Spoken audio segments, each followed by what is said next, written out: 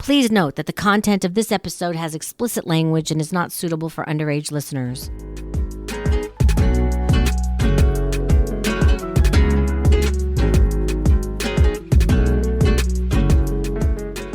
Welcome to Secrets from a Phone Sex Queen, everything you always wanted to know about phone sex and more. I'm CJ. I recently had a caller call me, and he wanted to talk about a fantasy fetish that he had. He bought a bra, it seems a pretty large cup size. He then bought a mesh blouse to wear over it. He said the mesh blouse was too small, so he bought a mesh dress that he would tuck into his pants. His idea is to go into a grocery store with a jacket on and undo his jacket. He kept asking me what time to go there. His goal is to walk down a grocery store aisle and unzip the jacket. He wants the rush of being in public, possibly to be seen or caught, but not really. It was really hard to tell what he really wanted. He didn't want to be seen as a freak or a weirdo. I said he's not exposing himself or doing anything wrong, so why not go out and fulfill the desire? The call was quite long. The conversation was mostly about what time he should go to the market. He didn't want to go when it was too busy or too empty. If someone comes down the aisle, how many steps should he take towards them or away from them? This was a very, very long conversation with a lot of questions for me. I really was not wanting to be responsible for his actions and what he wanted to do. I just wanted to listen, but he wanted my feedback and to know how I felt about the whole thing. He kept reassuring me he was not gay or a cross-dresser. I said I speak to many men who like to wear panties, and the reason is the feel of them, not because of any other reason. They felt good against the skin. This fetish, I imagine, is quite similar. He wanted to go into a store and be dressed as a female just so that he could be seen, but he wasn't gay. At the end of the call, I told him that when he goes into the market to please call me afterwards to let me know how it goes, if he does it at all. If he does, I will report it back to you. Now for something that's a little more uncomfortable for many people, and strap in. That is the C word. I know. Probably 99% of women don't like that word, but let me tell you how I feel about it real quick. I think the C word is like any word in that people give it a lot of power. I think it depends on how you use it. When I first started doing this, my girlfriends told me how much they hated this word. I never really heard it a lot. No one called me that. No one said it to me. So I really didn't have any feeling about it, to be quite honest. What I felt from them was that I was supposed to hate it because it was vile and a word not to be liked. I had a friend at the time, when I started doing phone sex, who would use it when they were really mad when they were driving, and I would look at her stunned like I thought that's not a word to be used. And in all truth, it's not. But much like a lot of other words, there is a place for it, I think. I think it's one of those words where if you're using it in a sentence like, I want to fuck your cunt, I think that could be pretty hot. To be honest, I really do. But when you use it in anger, like you are a cunt, that's not so good. I had a friend that was called that by her husband, and that was not at all acceptable. So when I get callers who use it in all sorts of different ways, not just in the I want to fuck your, I don't really care. First of all, it's not anybody that I care about. It's just a caller. So that word has zero meaning to me in a negative way. It holds no weight, and it's just like any other word. It doesn't offend me at all. And I think a good reason why is because I've gotten so hardened, if you will, to words. My callers are just that, my callers. So they can call me names or say whatever they want, and it just rolls off my back. I think that has always been easy for me to do. Everyone feels differently about most of what I'm discussing here. I understand how everyone feels about whatever it is I'm saying. I respect your feelings and opinions, even if it isn't the way I feel.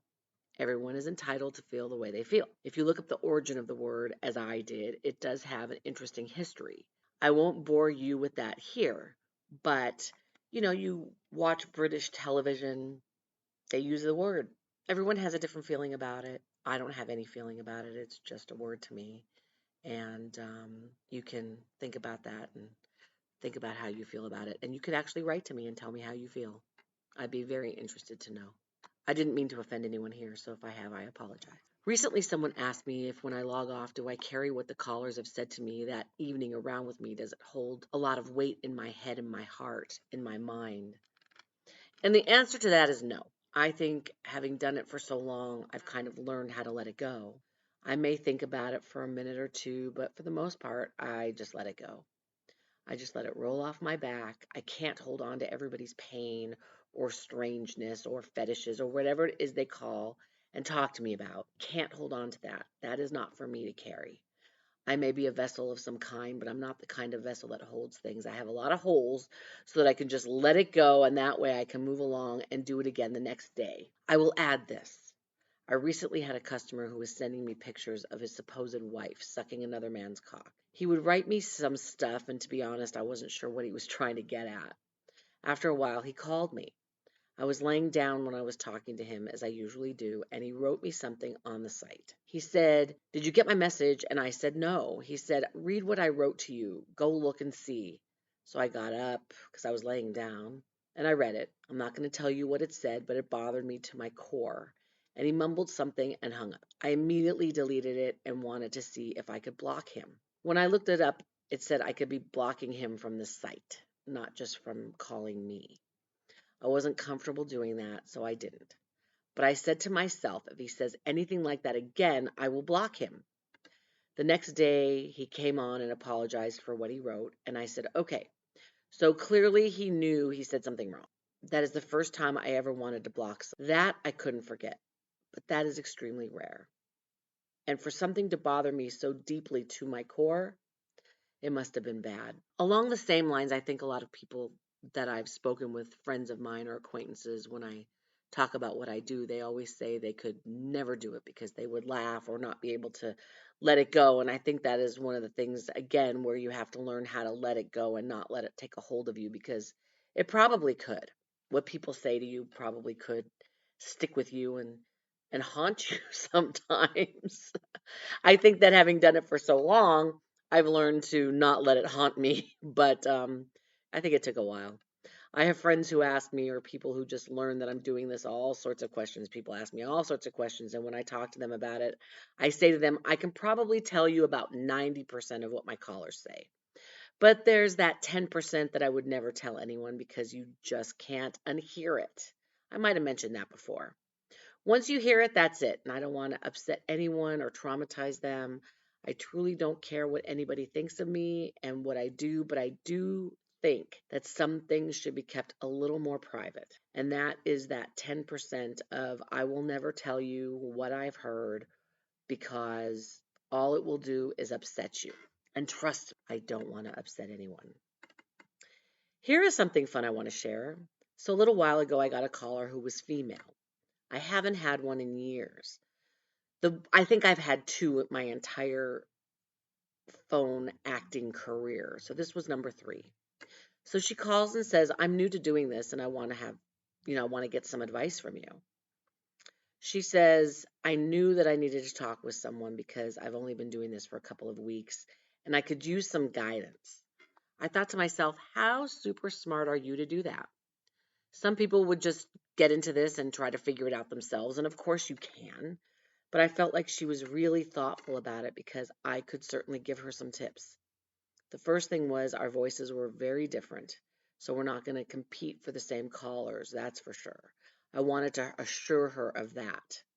She's very dominating. I'm not. That's another thing. I said we wouldn't be competing in that arena either. But like I said in the beginning, one of the most valuable things I could tell her was to listen. You certainly do learn a lot by listening. You don't learn anything by talking, so I offered her some of my pearls of wisdom and I wished her much success. I told her she could call me anytime. I told her to listen. I told her to pay attention to what the caller is saying. She thanked me. I told her she could call anytime. I told her to sound and give as much of herself, of her real self, as possible. Because if you don't sound authentic, then the truth of getting repeat callers is very slim.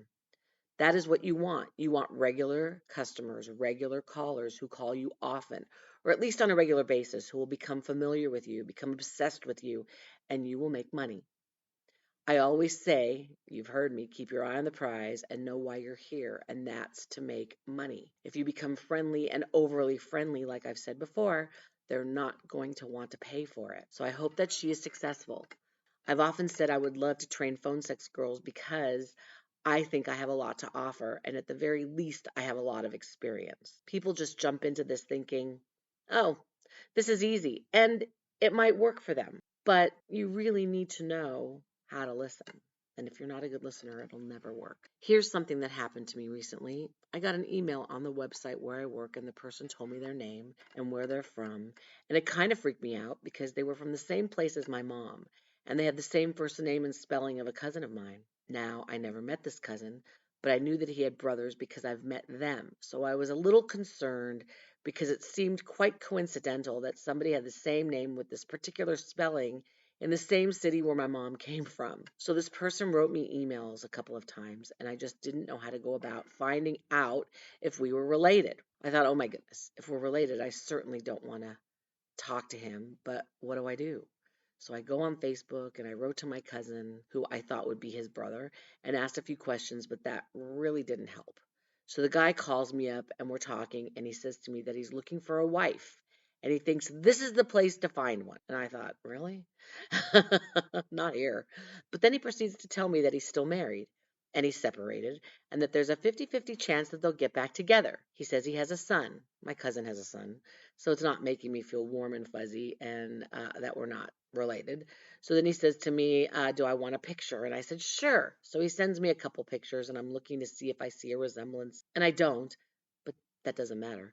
So I go on Facebook and look at his page and I'm scrolling and scrolling and I see that he posted a picture like in 2022. And it doesn't look at all like this person. This person said he was an only child, but that didn't make me feel comfortable because people say all sorts of things. Fortunately enough, the one time we spoke, nothing happened, and I think now I'm a little more comfortable knowing that we're not related. I'm pretty confident about that now. He said something about religion and something else, and I'm like, I don't think we are. I have to say I was not happy for quite a while until I felt comfortable with the knowledge that he and I were not related. Somehow it clicked that it was not him. I think it was the age of his son. Since that initial call, he has given me his email address and phone number. He then wanted me to get involved with a multi-level marketing company that I gently declined. I then got the feeling that he was trying to recruit women for that purpose. I don't block people, but I got his number. That is the first time in many, many years that I've been doing this that I felt the possibility that I might know someone who has called me. It even feels weird when people tell me where they're from and it's the same city that I live in. That has happened maybe two or three times, but boy, that just feels weird. Even though I know very few people where I live, it still feels weird that someone in my city is calling this line and is talking to me. It's like, are you living next door? Do you live down the street? I never tell them that I live near them, but when they say, hey, I'm from this city, I'm like, oh my God, you're way too close for comfort. The other night, someone wrote me and said they had a foot fetish. Okay, I've had callers that have had foot fetishes before. He wanted to see my feet. So I sent him a naked photo where you can see my feet. Not a naked photo of me, you know what I mean, the person I'm supposed to be. Anyway, he loved it. He then asked me if my toenails were painted, and I said, yes, they are purple. I said yes because I knew that's what he wanted me to say. Well, just as I thought, he wanted me to take a picture right now of my feet. Yeah, that's not happening. So I went on the internet and found some feet with purple nail polish that could potentially match what her feet would look like. It worked. So after a few minutes, he calls, and I thought this was going to be a regular call. No, not only was he into feet, but tickling. He had a high, squeaky voice saying tickle, tickle, tickle over and over again. He asked if I could come by tickling, and I said I hadn't before, and to be honest, I don't really like to be tickled. I didn't tell him that. So this went on for 40 minutes. Great for me, but damn. He was telling me I was his type. Tickle, tickle, tickle. Oh, geez. How does that actually work for a guy over the phone? I really don't know, other than I had to laugh almost the whole time like you would if you were actually being tickled. I hung up and was just shaking my head. He was so pleased. He said he would call back. Normally, I'd be thrilled to have a new caller, but this one, I don't know. I'll make it work somehow. I recently had a new caller whose opening line was, you look like my friend's sister, and I'm afraid to admit it, but she kicked my ass. I said, okay, I kind of liked it. I wouldn't mind you kicking my ass.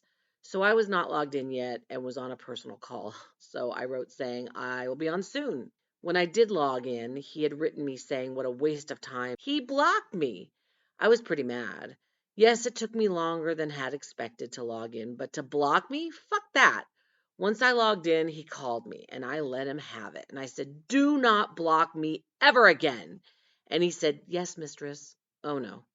It's going to be one of those calls. He wanted me to beat him up, so I told him to get on his knees, and I said I was slapping him across the face, and then I punched him and knocked him over. Okay, by now you all know this is not my type of caller, but I would do my best. So he was loving it and saying, "Yes, mistress," all the time. And I thought, well, if he wants more humiliation, which he did, I would go further. So after about 10 to 15 minutes, I said I would pee on him, and he loved that. And then I did one worse, and I said I would shit all over him, and he loved that even more. So after about 25 minutes, he ran out of money and he had to add more. So he did, and I continued on with my punching him and sticking my heel into his chest, and he loved it. After another 20 minutes, I was on hold for him to add more money, and he hung up. He wrote me 2 great reviews after blocking me. Ha ha ha. That truly shocked me. He called me back a couple days later. That was a strange turn, for sure. Not my favorite type of call, yet again, but another happy customer. We went through the same thing. He wanted me to punch him and beat him up and piss on him and shit on him. And I did. And he was very happy. Today's question. Thank you very much for the questions. As I always say, keep bringing them in. Keep bringing in questions, suggestions, comments, whatever you've got. How is phone sex still profitable when there are websites with live sex? So that's an interesting question, isn't it? And to be honest, I really don't know for sure. The only answer I have is that some people want the personal connection they feel when talking to someone. Yes, the visual of seeing someone masturbate is hot, or having sex with someone else, meaning a couple, watching a couple have sex, that's hot. But that doesn't involve the person watching. With phone sex, it can be more intimate because it's more about the caller and their desires, and it's anonymous and it can be as naughty as they want, and it's really personalized to them. I hear men on the phone with me watching porn. They watch porn while they're talking to me, and it's possible to be on a website watching porn, watching people having sex, live sex on a website while they call me. Um, but it's just not the same. It's not the same as the personal connection you get when you're talking to someone and you feel like that person gets you. So they may be watching porn, but they're also talking to you. And so there's some kind of connection, unless you go private while you're watching a webcam. You know, you can go private and then you're one on one and you could talk to the girl. But it's different. It's a different animal altogether. I think there is a place for everything. If there wasn't, phone sex would have been gone a long time ago. Like I said, I think there's enough business out there for everyone, so let's hope it really never goes away. Recently, a male friend of mine put it to me this way: all the webcam girls are all about sex. Phone lines are more personal, like I said, and have the personal connection that lonely people are looking for. So it's different, and it is profitable, obviously, or these companies wouldn't be around. So thank goodness for that, because I'm not going back to webcam anytime soon. So thank you for listening to Secrets from a Phone Sex Queen, everything you always wanted to know about phone sex and more. Don't forget to email me, please, your questions, your comments, anything you want to say at phonesexqueen1, that's the number 1, at gmail.com. You can always follow me on Instagram at phonequeen1 and on Facebook at CJCJ. And until next time, stay sexy.